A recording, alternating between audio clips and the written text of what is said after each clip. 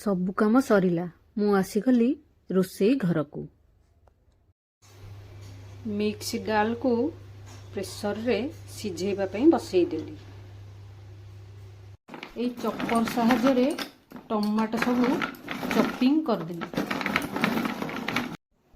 ଦେଖନ୍ତୁ, mix ଡାଲର veg tadka ବନେଇବା ପାଇଁ ଏଇ କିମା ଟମାଟୋର ତ ବହୁତ ଆବଶ୍ୟକତା ପଡ଼ିଥାଏ। ଏଇ ଚପରଟା ମୋତେ କେତେ ସାହାଯ୍ୟ କରୁଛି। ପ୍ରେସର କୁକରରେ ଡାଲି ସିଝିବା ପାଇଁ 4ଟା ସିଟି ଦେଇ ଦେଇଥିଲି। ଦେଖନ୍ତୁ କେତେ ସୁନ୍ଦର ଡାଲି ସିଝି ଯାଇଛି।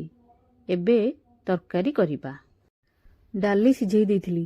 ତାପରେ କଡ଼େଇରେ ତେଲ ଗରମ କରିକି ସେଥିରେ କିଛି ଜିରା ଆଉ ସୋରିଷ ଫୁଟେଇ ଦେଇଥିଲି। ଗୋଟା ଖଡ଼ା ମସଲା ପକେଇ ଦେଇଥିଲି। ତାପରେ ଗୁଣ୍ଡ ମସଲା ଆଉ ଛେଚା ଅଦା ପକେଇକି ଭଲ ଭାବେ ମସଲା କଷି ଦେଇଥିଲି। ଏଇ ଯେଉଁ ମସଲା କଷାରେ କଲରଟା ଦେଖୁଛନ୍ତି, ଫାଇନ୍ ଚପ୍ ଟମାଟୋ ପକେଇବା ଦ୍ୱାରା ମସଲା ହେଇଗଲା ପରେ ଡାଲି ସିଝା ପକେଇ ଏଇ ମ୍ୟାସର ସାହାଯ୍ୟରେ ଭଲ ଭାବେ ଗୋଳେଇ ଦେଇଥିଲି। ତାପରେ ଗୁଜୁରାତି ଗୁଣ୍ଡ ଆଉ ଧନିଆ ପତ୍ର ପକେଇ ଦେଇଥିଲି। ହେଇଯାଇଥିଲା ଭେଜ୍ ତଡ଼କା। ଏଇ ଚପିଂ ବୋର୍ଡ଼ ମଗେଇଥିଲି, ଆପଣମାନେ ଦେଖିଥିବେ। ଏଥିରେ ଆଜି ଜୁଆଣି ପତ୍ର ପକେଇକି ଖଳି ରୁଟି କରିବି। ଆଉ ରୁଟି କରିସାରିକି ପିଲାମାନଙ୍କୁ ଖାଇବାକୁ ଦେଇ ଦେଇଥିଲି।